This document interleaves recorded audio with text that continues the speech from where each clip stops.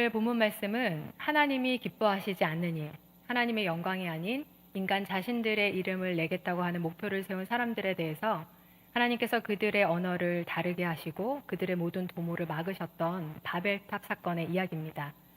우리에게 너무나 잘 알려져 있는 익숙한 이야기를 할 수 있는 이 본문의 말씀에 대해서 저는 오늘 여러분과 함께 본문 말씀을 한 절 한 절 읽어내려가면서 특별히 말, 언어, 소통이라고 하는 관점을 가지고 우리 삶의 적용점을 찾아보고자 합니다.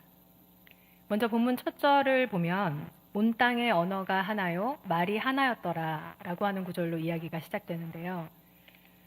여러분, 우리 인간에게 있어서 말, 언어란 어떤 의미를 가지는 것일까요? 우리가 사용하는 언어, 이 말이 가지는 진짜 의미, 그 가치에 대해서 성경의 여러 구절에서 명시하고 있는데 우리 그 구절들을 한번 찾아서 같이 읽어보겠습니다. 먼저 마태복음 12장 34절입니다. 같이 읽겠습니다. 독사의 자식들아, 너희는 악하니 어떻게 선한 말을 할 수 있느냐? 이는 마음에 가득한 것을 입으로 말함이라. 아멘. 또 한 구절 읽겠습니다. 마태복음 15장 18절입니다. 읽습니다. 입에서 나오는 것들은 마음에서 나오나니 이것이야말로 사람을 더럽게 하느니라. 마지막으로 한 절만 더 찾을게요. 누가복음 6장 45절입니다. 선한 사람은 마음에 쌓은 선에서 선을 내고 악한 자는 그 쌓은 악에서 악을 내나니 이는 마음에 가득한 것을 입으로 말함이니라. 아멘. 자, 성경은 우리의 입으로부터 나오는 것이 마음에 가득한 것이라고 반복해서 명시합니다. 그러니까 우리의 입으로부터 나오는 말, 언어가 결국 우리의 마음을 대변하는 것이요, 곧 우리의 중심, 하나님께서 보시는 각 사람의 사람됨을 뜻하는 것이라 할 수 있는 것이죠. 그런 의미에서 오늘 본문의 첫 절, 온 땅의 언어가 하나요, 말이 하나였더라 라고 하는 이 구절은 단순히 그 당시에 사람들 사이에서 통용되었던 언어가 한 가지였다라는 의미를 넘어서 그들 마음 안에 가지고 있던 가치, 그들이 추구하는 바, 그들이 가지고 있던 그 마음의 중심이 하나로 집중되어 있었음을 말하는 겁니다. 자, 그렇다면 그들은 무엇에, 어떤 일에 이토록 하나 된 존재로 서 있었던 것일까요? 그 내용이 오늘 본문의 2절에서 4절에 이어집니다. 우리 같이 한번 읽어보겠습니다. 창세기 11장 2절에서 4절입니다. 읽습니다. 이에 그들이 동방으로 옮기다가 시날 평지를 만나 거기 거류하며 서로 말하되 자, 벽돌을 만들어 견고히 굽자 하고 이에 벽돌로 돌을 대신하며 역청으로 진흙을 대신하고 또 말하되 자, 성읍과 탑을 건설하여 그 탑 꼭대기를 하늘에 닿게 하여 우리 이름을 내고 온 지면에 흩어짐을 면하자 하였더니. 아멘. 이들이 한 목소리로 말하는 것이 무엇이었습니까? 그들 자신이 하나로 똘똘 뭉쳐서 이 하늘에까지 닿는 성읍을, 탑을 쌓겠다. 그렇게 자신들의 이름을 내가며 멋들어진 삶을 살아보겠다라는 것이었습니다. 우리가 하늘까지 닿겠다. 쉽게 말해서 하늘 위에 계신 하나님의 통치, 그분의 다스림을 받아야만 하는 아랫자리에, 그 포지션에 더 이상 자신의 자리를 두지 않고 스스로 하나님의 자리에까지 올라보겠다. 하나님이 되어보겠다라는 대찬 포부가 담긴 말이라 할 수 있습니다. 여러분, 이 장면에서 하나님이 되어보겠다고 선악을 알게 하는 나무의 과실을 따먹는 데 마음을 하나로 모았었던 아담과 하와의 이 데자뷰가 보이지 않으십니까? 창세기 3장과 오늘 본문의 창세기 11장은 시간과 배경이 좀 달랐을 뿐 이 에덴 동산 그리고 이 바벨탑의 건설 현장 모두가 다 똑같은 영적 원리가 흐르는 것이라 할 수 있습니다. 두 본문에 등장한 사람들, 그러니까 아담과 하와 그리고 시날 평지에 모인 이 무리들이 모두가 언어가, 말이 하나라는 원동력을 가지고, 바꿔 말해서 그들의 중심, 그들이 추구하는 바, 하나님처럼 되겠다, 하나님 없이 잘 살아보겠다라고 하는 목표 아래 그들은 하나로 연합되었고 무섭게 일을 추진해 갔습니다. 그리고 그 결과는 우리가 잘 알고 있는 대로 추방과 흩어짐이라는 아주 비참하고 허무한 것이 되고 말았죠. 자, 여기서 우리는 우리의 언어 생활, 우리가 사용하는 말의 양상을 점검해 볼 필요가 있습니다. 여러분, 혹시 주변에 나와 말이 너무 잘 통하고 죽이 척척 맞는 그런 분들이 계십니까? 어쩌면 내 마음과 그렇게 꼭 맞는지 그와 이야기하면 시간 가는 줄 모르겠는, 너무 신나고 재미나는 그런 사람이 있을 수 있습니다. 그것이 부부 관계라면 행복한 부부 생활이 될 것이고 동료와의 관계라면 즐거운 직장 생활이 되겠죠. 그런데 여기서 우리는 중요하게 짚고 넘어가야 할 이슈가 있음을 기억해야 합니다. 우리가 서로 간에 나누는 대화의 어떠함에 앞서서 우리가 현재 하나님과 원활한 의사소통을 가지고 있는가라는 부분을 꼭 점검해 보아야 합니다. 우리가 지금 하나님과 끊어지지 않는 아주 원활한 소통을 지니고 있는가라고 하는 이 이슈를 놓쳐버린 채 내가 주변에 맺고 있는 인간관계에만 함몰이 되어버린다면 오늘 본문에 나오는 이 사람들의 모습, 우리 하늘 끝까지 닿는 탑을 쌓는 거야. 벽돌 가져와 봐. 돌을 대신해서 벽돌을 삼자. 이 진흙을 대신해서 역청을 바르면 돼. 서로 신명나게 아이디어를 공유하고 하나로 연합했던 바로 이 사람들의 모습처럼 그렇게 세상에서 가장 우매하고 허탄한 말들로 우리 자신의 존재를 증명해 버리게 되기 때문입니다. 사실 이들은 자신들끼리의 소통은 기깔나게 좋았을지 모르지만 하나님과의 소통은 이미 끊어진 지 오래였던 자들입니다. 그것을 은유적으로 보여주는 표현이 5절에 기록되어 있는데요. 우리 본문 말씀 5절 같이 한번 읽겠습니다. 여호와께서 사람들이 건설하는 그 성읍과 탑을 보려고 내려오셨더라. 아멘. 여러분, 하나님께서 이 시날 평지 가운데 하늘에 닿는 높은 탑과 성읍을 쌓겠다고 하는 이 사람들의 이 도모, 이 사람들의 실상을 굳이 하늘에서 내려와 보셔야만 확인하실 수 있었을까요? 하나님은 시편 139편의 기자의 고백처럼 우리의 안고섬을 아시며 멀리서도 우리의 생각을 익히 아시고 우리의 가는 모든 길과 행위를 밝히 아시는 분이십니다. 그런데 그러한 하나님이심에도 불구하고 오늘 본문에서 하나님이 그들이 건설하는 그 탑과 성읍을 보려고 내려오셨더라라는 이러한 표현을 쓴 것은 그 당시 사람들과 하나님이 가지고 있었던 거리, 그들과 하나님이 맺고 있었던 관계성의 밀착도가 그만치나 멀리 떨어져 있음을 비유적으로 보여주는 표현이라 할 수 있습니다. 그들이 자기들끼리의 집약됨, 자기들끼리 말이 통하고 마음이 맞고 뜻이 하나 되는 그들끼리의 의사소통은 원활했을지 모르나 하나님과 가지는 그 소통은 이미 끊어진 지 오래였음을 보여주는, 단적으로 보여주는 구절이 바로 이 구절이라 할 수 있는 것이죠. 상식적으로 하나님과 말이 통하고 마음이 맞고 존재가 하나로 연합된 자들이 어떻게 하늘에 닿는 탑과 성읍을 쌓아 자신들의 이름을 내는 일에 운명을 거는, 명운을 거는 이러한 목표를 설정할 수 있었겠습니까? 결국 이러한 그들을 보시면서 하나님은 논의를 시작하십니다. 그 논의의 장면 우리 같이 읽어보겠는데요. 본문 6절에서 7절 말씀 읽겠습니다. 여호와께서 이르시되 이 무리가 한 족속이요 언어도 하나이므로 이같이 시작하였으니 이후로는 그 하고자 하는 일을 막을 수 없으리로다. 자, 우리가 내려가서 거기서 그들의 언어를 혼잡하게 하여 그들이 서로 알아듣지 못하게 하자 하시고. 아멘. 네, 여기서 먼저 우리는 하나님께서 자기를 표현하실 때 우리가라고 하는 1인칭 복수 주어를 사용하신 것을 통해서 하나님의 성삼위일체성, 그분의 공동체성을 확인할 수 있습니다. 그리고 이와 더불어 성부, 성자, 성령 하나님께서 나누신 이 대화를 통해서 우리 인간들이 주고받아야 할 대화의 모본, 즉 우리의 언어가 하나됨이 가져야 할 바른 표상을 발견할 수 있습니다. 자, 방금 읽었던 구절에서 성부, 성자, 성령 하나님의 대화인데요.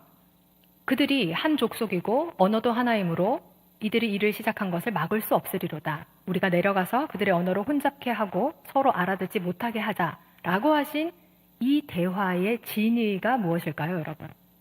이 말씀을 하시는 하나님의 마음, 그 중심은 무엇이었을까요? 사람이 한평생 탑을 쌓은들 그 탑이 하늘에 닿을 수 있겠습니까? 그러한 사람이 수천 수만 세대로 이어진다고 해도 하늘에 닿는 탑과 성읍은 쌓을 수 없을 겁니다. 이처럼 수천만 번, 수백만 번을 죽었다 깨어나도 결코 하나님이 될 수 없는 자들이 스스로 하나님의 자리에 올라보겠다라고 하는 이 허무맹랑한 목표를 설정하고 자신의 온 인생을 그것에 탕진해버리는 이 멸망의 길로 달려가는 것을 그저 두고 볼 수 없으셨던 그 하나님께서 그들의 그 걸음을 스탑시키시려는 구원의 의지를 발현한 구절이 바로 이 대화라 할 수 있습니다. 하나님의 이러한 마음을 또 한 번 발견할 수 있는 구절이 창세기 3장에 나오는데요. 앞서 제가 말씀드린 대로 하나님도 아니면서 이 선악을 알게 하는 나무의 열매를 따먹고 그렇게 자신의 소견대로 선과 악을 판단하게 되면서 자기 스스로에 대해서는 죄책감과 수치감을 가지게 되고 타자에 대해서는 정죄와 비난을 일삼게 된 이 아담과 하와가 이러한 형벌과 같은 인생을 시작하게 된 채로 계속 에덴 동산에 남아 생명나무 실과까지 따먹게 된다면, 그렇게 하나님처럼 영원한 생명을 그 일그러질 대로 일그러진 형상인 채로 누리게 된다면 이것은 그들에게 복이 아니라 영벌이 될 것이라는 것을 너무나 잘 아신 하나님께서 그들을 에덴에서 내보내겠다고 결단하신 바로 그 결단과 맥락을 같이 하는 그러한 결단이 언어를 흩으신 것이라는 거죠. 그들에게 언어와 말을 하나로 허락하신, 그렇게 그들이 한 가지 목표를 향하여서 마음을 모아 자신의 온 삶을 쏟아부을 수 있는 그러한 힘을 주신 것, 그러한 집중력과 추진력을 주신 것은 분명 하나님의 축복이고 선물이었습니다.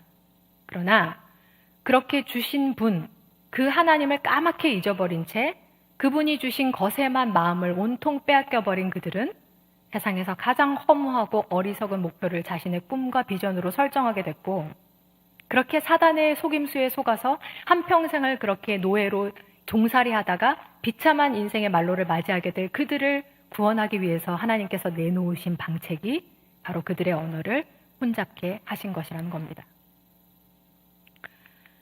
여러분, 우리가 누군가와 이야기할 때, 의사소통을 할 때 그 사람이 나하고 기질과 성향이 잘 맞는가, 그와 내가 마음과 뜻이 잘 통하는가 보다 훨씬 더 우선적이고 중요하게 돌아보아야 할 주제가 있으니, 그것은 지금 우리가 나누는 이 대화가 하나님과 소통 가능한 내용의 것인가 라는 겁니다. 조금 더 구체적으로 말씀드리면, 우리가 누군가와 나누는 그 대화, 그 이야기가 누군가를 살리고 주님이 허락하신 그 공동체를 든든히 세우는 것인가 라는 것을 우리는 점검해 보아야 합니다. 성삼위 하나님의 대화의 주제와 방향이 언제나 우리를 살리고 세우는 그러한 선한 것이었던 것처럼, 그렇게 우리 인간들 사이에 주고받아야 하는 대화의 모습 또한 누군가를 살리고 우리에게 허락하신 가정과 교회, 사회를 든든히 견고하게 세우는 것이 되어야 합니다. 만약 누군가와 이야기하는 그 대화가 하나님과의 소통에 있어서 불통을 가져올 만한 것이라면, 하나님이 우리 대화를 들으시기에 불편하시고 이 대화 속에 함께 끼어서 말을 섞으시기에 힘들 만한 이야기를 우리가 하고 있다면 그 순간 조용히 우리의 입을 닫을 수 있어야 합니다. 상대방과 마음의 맞아짐이 하나님의 영과 분리되어지는 것이 된다면, 그렇다면 스스로 그 관계에서 떨어져 나오기를 선택하는 편이 훨씬 유익합니다. 실컷 신나게 떠들었는데 누군가를 음해하는 일로 이야기가 마무리된다면, 열심히 머리를 맞대어 생각한 것이 주님이 허락하신 공동체, 가정과 교회와 사회를 와해시키는 일이 되어버린다면, 그렇다면 너무나 안타깝지만 우리는 하나님의 아픈 결단을 경험하게 되어버릴 겁니다. 하나님의 결단이 무엇이었나요? 우리 본문 8절 같이 한번 읽어보겠습니다. 여호와께서 거기서 그들을 온 지면에 흩으셨으므로 그들이 그 도시를 건설하기를 그쳤더라. 여러분, 그들은 결국 흩어지게 되었습니다. 말이, 마음이, 중심이, 그들 존재가 하나가 돼서 세상 그 어떤 것도 무서울 것이 없었던 그 강력한 힘, 강력한 에너지를 다 잃어버리고 말이 통하지 않아 마음이 맞지 않고 결국 스스로 서로의 사람됨, 서로의 존재됨을 부정하고 부인하게 되는 가슴 아픈 상처를 경험하며 그렇게 흩어지는 고통스러운 이별을 맞이해야 했습니다. 그들의 언어가 하나님과 소통되지 않고 그들의 존재가 하나님과 멀었던 자들이 열심히 자신들의 삶을 노력해 일군 결과가 그토록 자신이 사랑하고 의지했던, 믿고 인정했던 그 모든 관계들 속에서 분리되고 단절되어짐이었다는 것을 그들은 눈물을 머금고 뿔뿔이 흩어지는 가운데 깨닫게 되었습니다. 자, 그렇다면 여러분, 오늘 본문의 이야기는 이렇게 마침표가 찍히는 것일까요? 우리가 읽었던 본문, 창세기 11장 1절에서 9절까지만을 읽고 성경책을 덮어버리면 이 마지막 절인 9절이 결론이 돼서 그렇게 하나님과 말이 통하지 않고 마음이 맞지 않고 존재가 분리된 자들이 하나님 대신에 사랑했던 그 모든 것들, 하나님 대신 의지했던 그 모든 것들로부터 분리와 단절을 경험한 채 뿔뿔이 흩어지게 되었다라고 하는 인과응보적인 결론으로 이 이야기가 마무리 지어지는 것 같지만 계속해서 성경을 읽어 내려가다 보면 하나님의 우리를 향한 끝없는 포기할 줄 모르는 계획과 섭리가 계속해서 진행되고 있었음을 우리는 확인할 수 있습니다. 자, 먼저 우리가 읽었던 본문 바로 다음 절인 창세기 11장 10절부터 마지막 절에 이르기까지는 족보 이야기가 나오게 됩니다. 아니 웬 뜬금없이 족보라고 의아하게 생각하시는 분들이 계실 수도 있지만 오늘 본문의 이야기에 미루어 보아 그리고 이후에 기록된 여호수아 24장 2절 말씀 옛적에 너희의 조상들 아브라함의 아버지 나홀의 아버지 데라가 강 저쪽에서 거주하여 다른 신을 섬겼으나 라고 하는 이 구절에서도 확인할 수 있듯이 이 족보에 기록된 인물들은 다름 아닌 바벨의 형벌을 경험한 자들입니다. 다시 말해서 하나님과 소통이 막혔던 자들, 하나님과 그 존재가 분리된 채 하나님과 상관없는 삶을 살았던 자들의 이름이 쭉 나열되었다 할 수 있는 것이죠. 정리해보면 창세기 11장의 전반부는 그렇게 불행한 자들, 하나님과 소통이 완전히 끊어져서 주님이 축복으로 허락하신 그 아름다운 선물을 공동체에 연합되는 그 선물을 누리지 못한 이 불쌍한 사람들의 이야기, 그것이 전반절이었다면 후반절은 그러한 삶을 살았던 자들의 이름이 나열되어 있다고 할 수 있는 겁니다. 그러면 이렇게 슬픈 이 새드 스토리가 11장으로 맞춰지고 성경이 끝이 났나요? 아닙니다. 우리에게는 대망의 창세기 12장이 펼쳐집니다. 우리 창세기 12장 1절부터 3절 말씀 큰 목소리로 같이 한번 읽겠습니다.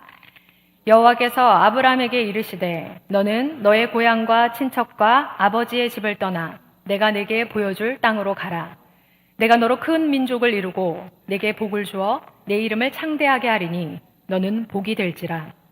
너를 축복하는 자에게는 내가 복을 내리고 너를 저주하는 자에게는 내가 저주하리니 땅의 모든 족속이 너로 말미암아 복을 얻을 것이라 하신지라. 아멘. 여호와께서 아브라함에게 이르시되 하나님이 한 사람에게 말씀을 시작하셨습니다. 그리고 그 말씀에 응답하는 드디어 하나님과 소통하는 한 사람의 모습이 등장하는 것이죠. 이어지는 4절도 같이 한번 읽어보기 원하는데요. 창세기 12장 4절 읽습니다. 이에 아브람이 여호와의 말씀을 따라갔고 롯도 그와 함께 갔으며 아브람이 하란을 떠날 때에 75세였더라. 아멘. 여러분 얼마나 감격스러운 장면입니까? 많은 분들이 창세기 12장만을 따로 떼어놓고 아브라함에게 찾아와서 복을 줄 것을 약속하시는 하나님의 말씀에 많이 집중을 하십니다. 그러나 오늘 본문인 창세기 11장의 내용을 충분히 이해한 뒤에 창세기 12장을 읽는다면 이것은 단순히 한 사람에게 복을 주겠다고 약속하시는 하나님의 말씀이 아니라 너무 오랜 기다림 속에서 그토록 우리 인간과 소통하고 싶었고 마음이 통하고 싶었고 중심이 하나 되고 싶었고 존재가 하나로 연합되고 싶어 하셨던 하나님께서 너무나 오랜 세월 인간에게 외면당하시고 거절당하시고 배척당하시는 그러한 외로운 독백을 하시다가 드디어 마침내 온전히 쌍방간의 대화로 아름다운 결실이 맺어지는 감격스러운 장면이 바로 창세기 12장이라 할 수 있는 겁니다. 뭐든 주고 싶지 않으셨겠습니까? 자신이 주고 싶은 복이란 복은 다 쏟아부어 주고 싶으셨을 겁니다. 그렇게 아브람은 아주 오래도록 끊어졌던 인간과 하나님 사이의 소통을 재개한 역사적인 인물이 되었고 우리는 그런 그를 믿음의 조상이라 부르며 그가 걸어갔던 그 발자취를 따르게 되었습니다. 사랑하는 센텀 장로교회 성도 여러분, 지금 누군가와 말이 잘 통하는 그런 즐거운 인생을 살고 계십니까? 그것에 취하여 사시기 전에 먼저 하나님과의 대화성을 체크해 보십시오. 혹시 우리가 누군가와 나누는 그 이야기가 하나님이 내리시는 바벨의 심판을 불러올 만한 이야기는 아닌지, 주님과의 소통 가운데 우리는 늘 입술에 청지기를 세울 수 있어야 합니다. 반대로 혹시 누군가 소통이 잘 되지 않는 불통의 고통을 겪고 계신가요? 그것이 혹시 나와 하나님의 소통의 부재가 가져오는 결과물은 아닌지 먼저 나의 삶의 자리를 돌아보시기 바랍니다. 만약 여러분의 언어 생활이 이 하나님의 뜻, 누군가를 살리고 공동체를 세우는 그 뜻 가운데 든든히 서 있다면, 그렇게 하나님과의 원활한 의사소통 가운데 진행되고 있다면 여러분 기대하셔도 좋습니다. 하나님의 정하신 때에 시편 133편의 말씀의 복, 보라 형제가 연합하여 동거함이 어찌 그리 선하고 아름다운고, 머리에 있는 기름이 수염 곧 아론의 수염에 흘러서 옷깃까지 내림 같고 헐몬의 이슬이 시온의 산들의 내림 같도다. 거기서 여호와께서 복을 명령하셨나니 곧 영생이로다 라고 하신 이 말씀의 복이 여러분의 삶을 가득 채울 것입니다. 시간 간절히 바라기는 여기 계신 모든 성도님들께서 하나님과 언어가 하나인 자, 그분과 마음이 맞는 자, 그분과 뜻이 하나 되고 존재가 하나로 연합된, 내가 그 안에, 그가 내 안에 거하는 그러한 분들이 다 되셔서 창세기 11장에 기록되어 있었던 그 목록 중에 하나인 인생이 아니라 아브람처럼 하나님과 소통하는 그 참 믿음의 유산을 자자손손 대대로 물려줄 수 있는 주인공들이 다 되시기를 축복합니다. 그리하여서 말, 중심, 존재의 하나됨이 가져오는 그 폭발적인 에너지를 가지고 훅 하면 불려서 날아가 버릴, 흩어져 버릴 이 세상 일이 아닌 영원히 든든하고 견고하게 서게 되는 하나님 나라의 일, 하나님 나라의 확장과 보수에 우리의 인생을 드리는 지혜롭고 행복한 인생들 다 되시기를 주님의 이름으로 간절히 축원합니다.